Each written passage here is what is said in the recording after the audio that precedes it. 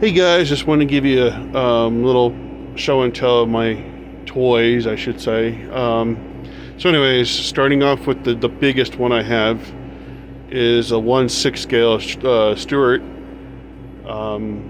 Soldiers of the Worlds made these a while back, and they were hard to find when they came out, and even harder to find today. You can probably find one online for $300-400, and that's probably not working, and probably not with the battery, because most of the lead acid batteries for these things were pretty well trashed back in the day anyways. You maybe get like 10 to 15 minute runtime on them. This one here has never been charged. Yeah, I bought the two batteries off of Amazon a while back. But anyways, the batteries themselves are not small little batteries. They're basically, yeah, regular car battery, motorcycle battery, I guess you can say, which is fine. They're great. The motors in these things are about that big around, size of a small can. And it's pretty cool. I mean, it's not nothing fancy like some of my hobby grade ones, but these hatches both open.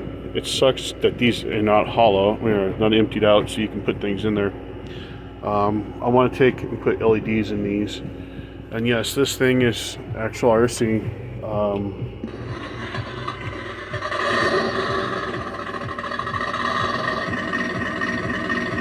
So the turret moves. The only thing it doesn't move is the gun, which really sucks. I'm actually thinking about putting a 6mm BB inside this. Looks like my turret's a little loose too. I might have to tighten that up. But I might make this into a firing barrel. They did do this for the little army guys, but there's not much room inside there. I do have a few of the Soldiers of the World. Back in the day, probably late 90s, early 2000s, they came out with these, and they were so popular. They had every type of military figurines that you can find. They're kind of like Corgi. Corgi was more high-end stuff, where Soldiers of the World was basically sold at Walmart. And you can pick them up for about $15 a piece. So we're going to go from 1/6 scale to 1/10 scale, and to one of my heaviest tanks that I own, which are my Shermans. My Shermans, the one is full metal, and one is complete plastic.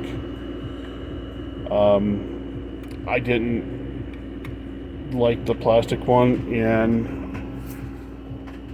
I ended up with a metal one. Yes, the plastic one looks good. Just a few little flaws here and there on them. They don't look right. They don't set right. The front end sits a lot lower than they should. Push this guy back a little bit. Whoops, there's a controller back there. Sorry about the mess. I have been working on my other little project, which if you have been following me, you guys will know what that project really is. Yeah, there's some of the Soldiers of the World men down there.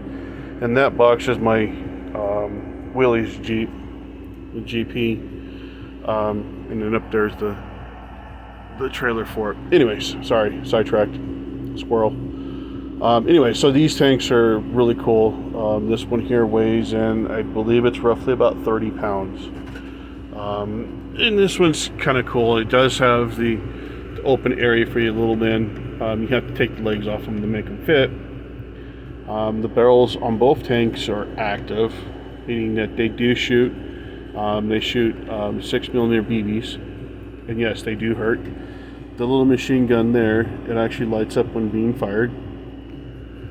When these things came, they were just like that bright green, and I didn't care for that too much, so I darkened them up and did a little bit of a wash on them, and kind of made them look more realistic.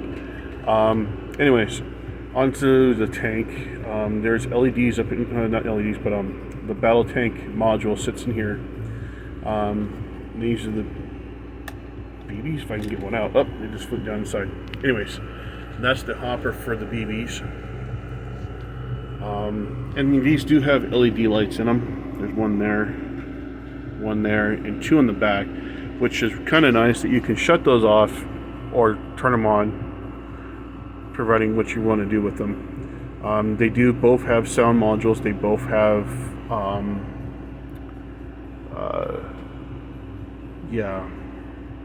smoke boxes in them. This one's not as easy to fill as this one. This one here I built from the ground up. When it came in, it was about as shiny as this, or you would say that color right there. It was really shiny. Had to go get soft etching paint to make it work. Yeah, it's a little different than the other Sherman. That Sherman there has a single hatch versus this one here is a split. Some similarities, but not much.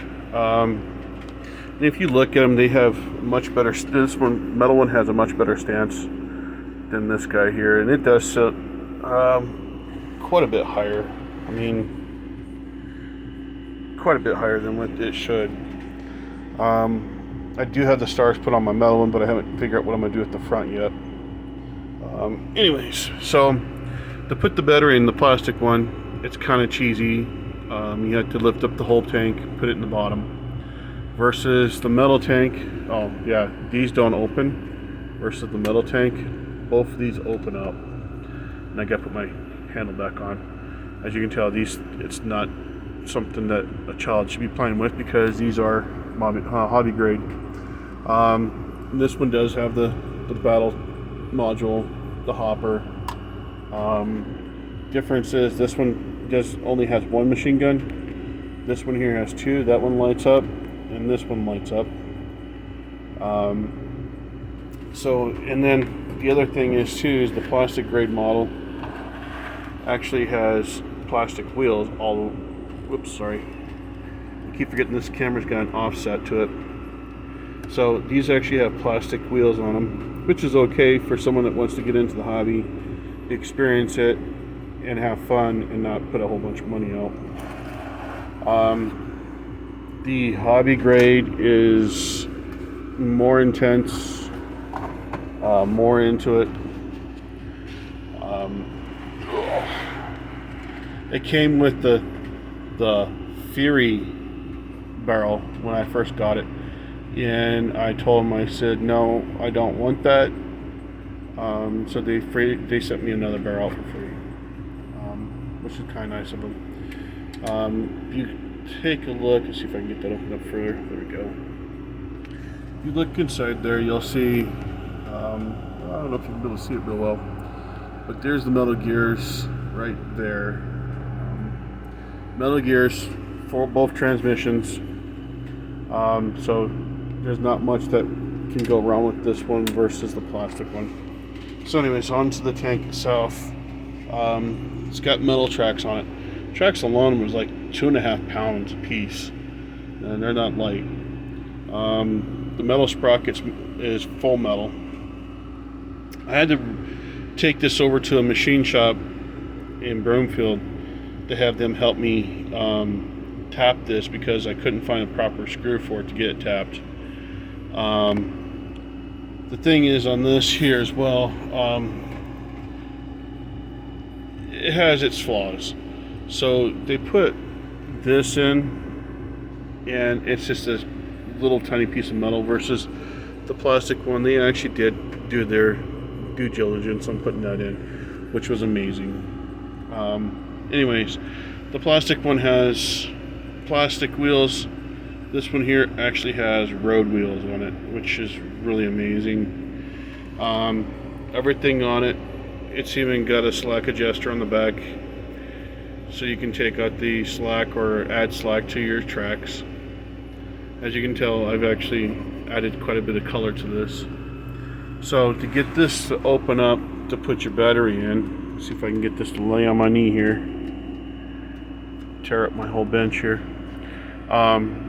Your engine bay actually opens up, which is kind of amazing.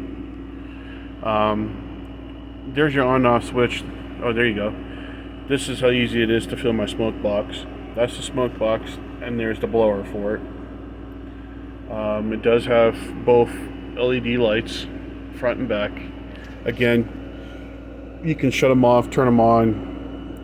It does have sound. Both of them have sound cards. Even everything on here is metal except for these. I couldn't find them as metal, so I had to just deal with it. But even the tools are metal. Everything on here is metal except for this guy here. And as you can tell, yeah, there's quite a bit in there. There's the machine gun for the, or I shouldn't say the machine gun, it's the cannon for the BBs. I'm actually going to put a screw in this guy here and to make sure he stays in there. Anyways, so yeah, this guy is not the lightest guy. This is how you put the battery. That was how you put the battery in this guy. So if you have been following me, and you guys should all know that I have been working on a German Tiger, which, let's see if I can do this, which is a model from Tamiya, not an RC model. So let's get that clear. This little model, I have roughly about 700 hours into it now. I've been slowly and gradually putting stuff on there and getting it to where I want it. I don't care about what everybody else wants. It's ultimately here to make me happy. This one here has a LED in the barrel. Full metal tracks, and yes, it does has the Zimmerit on here. The Zimmerit was easy to put on considering I cheated and had actual copper etched Zimmerit to put on, which was nice because it went on pretty easily and pretty evenly. So I have the back end open. Get past that little truck there, just so you can see what it looks like. Let's take this off. And there's all the controls for the barrel. And then if you look down the breech, there's the LED wires. And it's a lot. The tracks on the side was extras from the tracks that's riding with, so I just took them and put a piece of metal through them and put them on both sides to get rid of those plastic ones. The plastic ones are great. Trying to see if I can find a set of them. They are, to me, don't look right versus the metal ones. The metal ones just, you can't compare anything to metal. So that's what they look like there. And if you look at the metal ones here, you can't get the definition of the metal. And also on these, that's what they would look like versus that there. So yeah, these can go bye-bye. Made the little machine gun move, which is kind of cool. So the turret moves, the main gun goes up and down. That's another thing. These both, as you can tell, the turret does move on both of these. This one's full turn. This one only goes to the back of the tank, and that's it. This one here does the same thing. This one here will go full 360. But if you look down in there, you can see the servo for the turret, and then beyond those little white things back behind there, that's the motors. Each track has its own separate motor to run off of. I'm working on getting the flash module because I have went in and modified a controller to where I can use it for a tank, which is kind of ingenious and a heck of a lot cheaper than buying another one. But this guy's got roughly about 700 hours into it. I still have to put my decals on. Boo-hoo. Everybody loves putting decals on. And that's something else. This door here is a battery door that I can access through. And this is the back end to where I can access. Sorry, I can't do that while I'm on the. Anyways, so I can access the battery and controllers and everything else. The top here actually does open up too. You can get it put back on here real quick and I'll show it to you. Alright, there we go. It snaps in place. I'm going to get rare earth magnets so the top will stay on better. So it'll be easier to move around and not have to worry about the top popping off or anything like that. So that's most of my tanks for right now. I don't think I have anything else. No. And then my smallest vehicle now is a 1/35 scale F-150. A friend actually bought it for me, and it's what they consider the miniaturized rock crawler. I mean, this thing is pretty cool. You can go pull up like that. Has long arm suspension underneath it. Kind of like that guy sitting up there. Sorry about the light. Light's probably driving this camera nuts. But anyways, the Jeep sitting up there is a rock crawler.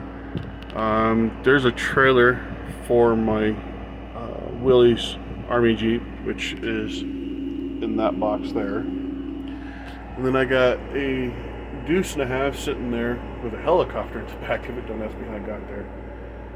So yeah, this is kind of the stuff I get into. I got my Mustang and my F-15 sitting up there, and my P-40 over there. And I got things all over this place, and working on them has been a chore. So anyways, I hope you guys enjoyed the video. I know I'm not much of a speaker and I'm not much of a presentation person, but yeah, pretty cool stuff. I enjoy it. Anyways, thanks for watching.